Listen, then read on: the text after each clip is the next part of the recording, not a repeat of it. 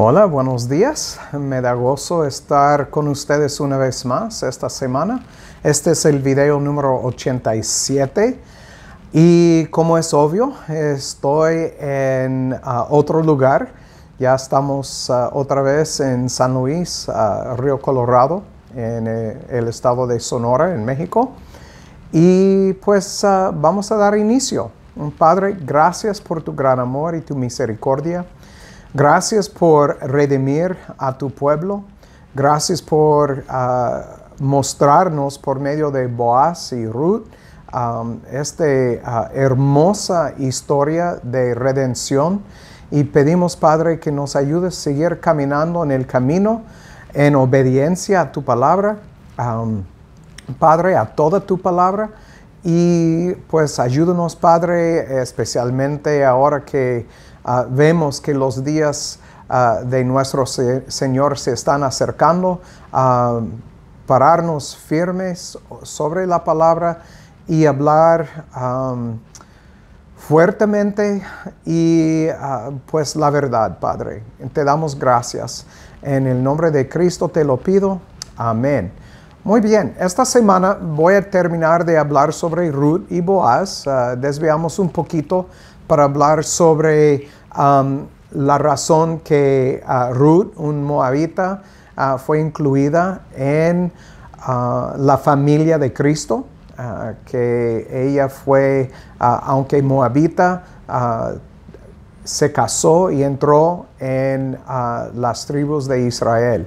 Entonces, lo que quiero hacer esta mañana, vamos a empezar en Ruth 4, 11 al 14, porque quiero mostrarles la reacción del pueblo al casamiento de Ruth con Boaz. En Ruth 4, 11 al 14, nos dicen las escrituras: y dijeron todos los del pueblo que estaban a la puerta con los ancianos, testigos somos. Entonces todos estaban presentes junto con los ancianos de Israel. Dice: Jehová haga a la mujer que entra en tu casa como a Raquel y a Lea. Entonces estaban pidiendo bendición sobre Ruth. Dice: las cuales edificaron la casa de Israel. Y tú seas ilustre en Efrata y seas de renombre en Belén, hablando de Boaz. Dice en versículo 12, y de la simiente que Jehová te diere de esta joven, sea tu casa como la casa de Fares, el que Tamar dio a luz a Judá.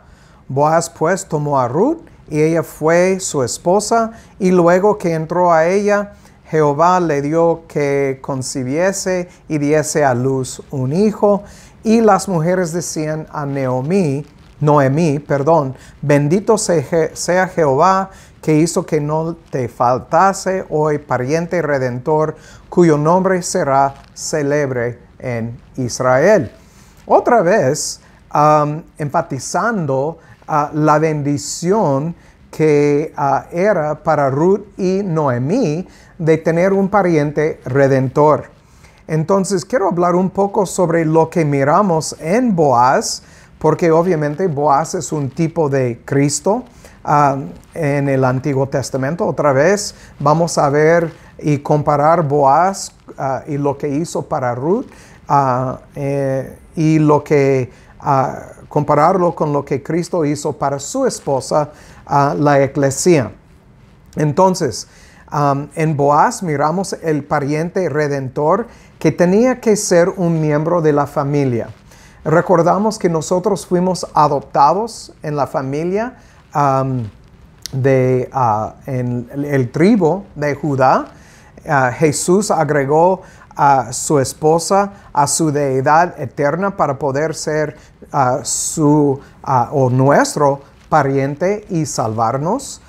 El pariente redentor tenía el deber de comprar miembros de la familia fuera de la esclavitud. Obviamente nosotros esclavos al pecado, pues presos en las garras de Satanás, y Jesús nos redimió de la esclavitud al pecado y a la muerte.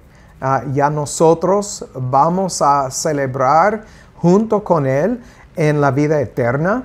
y no vamos a conocer la muerte después cuando viene Cristo. El pariente redentor tenía el deber de volver a comprar la tierra que se había perdido también. De la misma manera, Jesús redimió la tierra que la humanidad perdió a Satanás. ¿Recuerdan? Entre Génesis 1:1 y 1:2 hemos aprendido de las Escrituras, comparándolo con Isaías 45:18, que Dios no hizo la tierra vacía y en vano, sino para que sea habitada por el hombre. Fue el toque de Satanás cuando fue echado de los cielos y vino a la tierra, que la tierra se volvió corrupto. Y Adán fue hecho de la tierra, entonces un hombre corrupto, y bueno, sabemos toda la historia. Entonces Cristo vino para redimir también, junto con la esposa, su tierra. Boaz, como pariente redentor de Ruth, no estaba motivado por el interés propio. Este es obvio por la historia. Sabemos que había otro pariente redentor que negó su obligación y la pasó a Boaz, porque el primero no quiso perder la herencia que fue para sus propios hijos. Entonces, sino que Boaz fue motivado por el amor a Ruth, igual como Jesús. La motivación de Jesús fue para redimirnos, y es una gran muestra de su amor, como dice en Romanos 5:8. Boaz, como pariente redentor de Ruth, tenía que tener un plan para redimir a Ruth para sí mismo. Sabemos que Boaz tomaba el tiempo para pensar, porque fue obvio cuando estaban juntos y las palabras que él dijo al otro pariente, y fue obvio que Boaz ya tenía un plan en su mente. Y pues obvio que podemos ver que este plan tal vez se parecía tonto. Pero igual como Jesús y el Padre tenían un plan para redimir a su esposa, entonces este plan tal vez se parecía o se parece todavía como un plan loco, ir a la cruz y dar su propia vida por su esposa y sufrir todo lo que sufrió por ella. Tal vez se parece un plan tonto, pero gracias a Dios que su plan tenía la meta de salvar a su esposa, porque sin este plan no hubiera sido posible para nadie entrar en la presencia de Dios. Entonces, sin embargo, el plan funcionó, y es un plan glorioso, obviamente. También miramos que Boaz, como pariente redentor de Ruth, la tomó como su novia. Entonces entendemos que para Jesús, que nosotros somos su novia, de los judíos salvos, escogidos, y los griegos salvos, escogidos. Sabemos que Cristo dijo que tiene 2 rediles y que iba a juntar todos en un solo redil, y entonces trajo estos 2 grupos a una sola casa, se puede decir. Y entonces colectivamente somos su novia. Para ver esto, vamos a Efesios 5, 31 y 32. Efesios 5, el 31 y 32. 31 y 32 nos dicen, dame un momento. Por esto dejará el hombre a su padre y a su madre, y se unirá a su esposa, y los 2 serán una sola carne. Este misterio grande es, mas yo hablo en cuanto a Cristo y la Eclesia. Y vamos a Apocalipsis 21:9. Apocalipsis 21, versículo 9. Y aquí leemos: Y vino a mí uno de los 7 ángeles que tenían las 7 copas llenas de las 7 plagas postreras, y habló conmigo diciendo, ven acá, yo te mostraré la desposada, la esposa del Cordero. Y entonces entendemos que nosotros somos la esposa, la novia de Cristo, y sabemos por Juan 13, versículo 1, déjame leerlo, de hecho, Juan capítulo 13, versículo 1, dice, y antes de la fiesta de la Pascua, sabiendo Jesús que su hora había llegado para que pasase de este mundo al Padre, como había amado a los suyos que estaban en el mundo, los amó hasta el fin. Y entonces, gracias a que Dios tuvo un plan desde antes de la fundación del mundo. También en Boaz miramos como pariente y redentor de Ruth, que proporcionó un destino glorioso para Ruth. Antes de conocer a Boaz, no tenía un destino tan glorioso. De hecho, cuando vivía en la otra nación con su esposo, que murió, no tuvo nada de un futuro en sus propios ojos. Pero Boaz le proporcionó un destino glorioso, y Jesús, como nuestro Redentor, nos proporciona un destino glorioso también. Sabemos que por Apocalipsis capítulo 10, que Él va a llegar, poner sus pies sobre el mundo, y el tiempo ya no va a ser más. Y nosotros vamos a vivir con Él para la eternidad. Entonces, como dije la semana pasada, en el libro de Ruth tenemos una hermosa historia que Dios nos dejó de la redención, y en un libro que lleva el nombre de un moabita que se llamaba Ruth. Qué bonita historia. Pero al volver a Nehemías 13, 1 y 2, y lo vamos a hacer ahorita, Nehemías 13, versículos 1 y 2, déjame encontrar Nehemías, y aquí está. Dice, aquel día se leyó en el libro de Moisés, oyéndolo el pueblo, y fue hallado escrito en él que los amonitas y moabitas no debían entrar jamás en la congregación de Dios, por cuanto no salieron a recibir a los hijos de Israel con pan y agua. Y antes alquilaron a Balaam contra ellos para que los maldijese, mas nuestro Dios volvió la maldición en bendición. Y entonces sabemos que dice en versículo 3, y aconteció que cuando oyeron la ley, apartaron de Israel a todos los mezclados con extranjeros. Y se puede preguntar, como ya miramos sobre las últimas 2 o 3 semanas, ¿por qué a Ruth? Y cuando miramos a lo que pasó aquí en Nehemías y también en Esdras también, sabemos que Esdras también echó fuera todos los de otras naciones que se casaron con los judíos. Y entonces la única respuesta al por qué es que ellos no fueron cambiados en su corazón, no fueron circuncidados, no llegaron a ser obedientes a la palabra de Dios, proselitos, como es la palabra en el Antiguo Testamento. No habían sido convertidos o convertidas en seguidores de Jehová.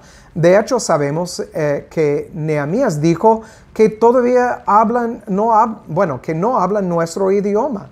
Y entonces fueron de verdad extranjeros que tenían que salir. Pero eran extranjeros de diferentes naciones que seguían adorando sus propios ídolos y sus propios dioses. Entonces, este es el hecho que encontramos en el libro de Ruth y la razón por la cual echaron todos afuera.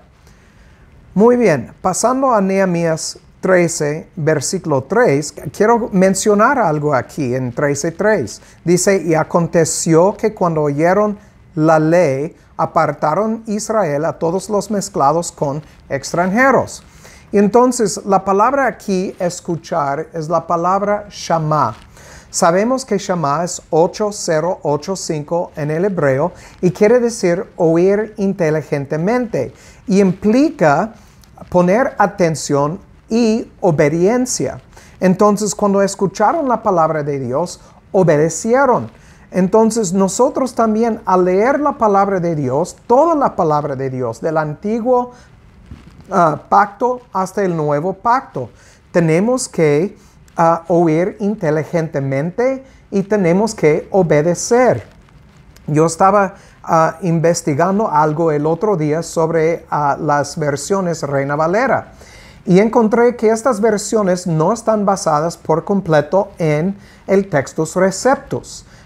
Están basadas en varios manuscritos. Y entonces hay palabras en la Reina Valera 60 en específico que concuerda con el Strong's que no existen en el griego. Pusieron otras palabras porque están basadas en otros manuscritos.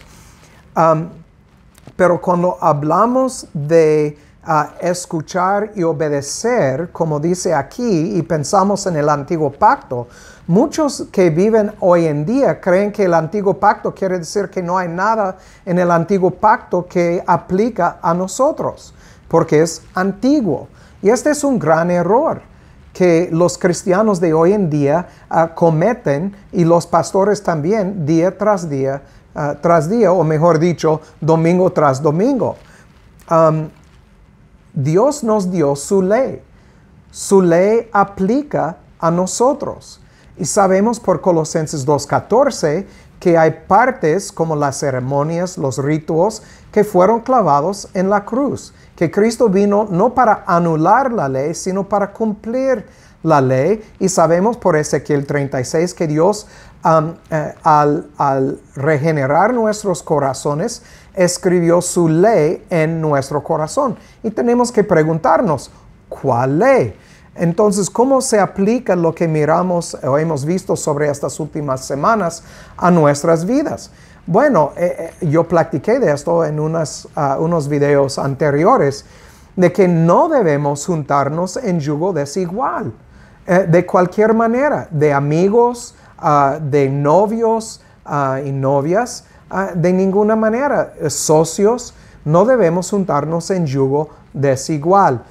Si estamos siguiendo la verdad de las Escrituras, no debemos mezclarnos con los que no siguen la verdad. Y es lo que miramos aquí en Nehemías 13:3. Pero recuerden, estamos hablando de menospreciar la palabra de Jehová. Y cuando no tomamos en serio la ley de Dios y empezamos a mezclarnos con extranjeros, y eventualmente vamos a adoptar su religión, si es humanismo, secularismo, lo que sea, vamos a adoptar algunas cosas de su religión y poco a poco vamos a desviarnos de la verdad. Es por eso que Pablo habla bien fuerte acerca de mantener nuestro enfoque en la meta. Entonces, cuando miramos a 1 de Juan 5:3, donde dice que el ágape de Dios es guardar sus mandamientos, tereo, guardar sin cambio sus mandamientos. Ágape en este versículo es un sustantivo. Entonces está hablando no de una acción como un verbo, como el verbo agapao, sino está hablando de una característica del creyente. Entonces la característica del creyente debe de ser una de obediencia. De hecho, entendemos que esta característica Cristo lo menciona en Juan capítulo 13, 34 y 35. Vamos a ver lo que dice. Juan 13, versículos 34 y 35. Y vamos a notar aquí la característica de los creyentes. Dice, un mandamiento nuevo os doy, que os améis, ágape, unos a otros, que como yo os he amado, así también os améis unos a otros. Noten lo que dice en 35. En esto conocerán todos que sois mis discípulos si tuviereis amor los unos con los otros. Y otra vez, aquí en el versículo 35, mirándolo en el griego, en 35, es la palabra, es número 26, ágape, y aquí en su contexto, esta palabra ágape, estoy buscándolo es un sustantivo. Déjame abrir el morfología. Nombre acusativo singular femenino. Y entonces miramos que es un sustantivo. No es una acción, es una característica que nosotros llevamos cuando Dios regenera el corazón y pone su ley en nosotros. La característica de un verdadero creyente es que va a obedecer a toda la ley de Jehová. Este es lo que miramos en Nehemías 13:3 y es lo que estaban practicando, poniendo en práctica por echar fuera todos los extranjeros. Muy bien, por mientras es todo.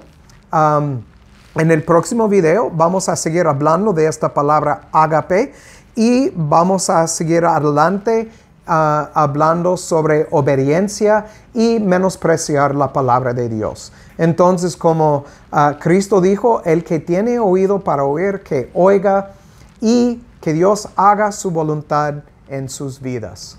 Chao.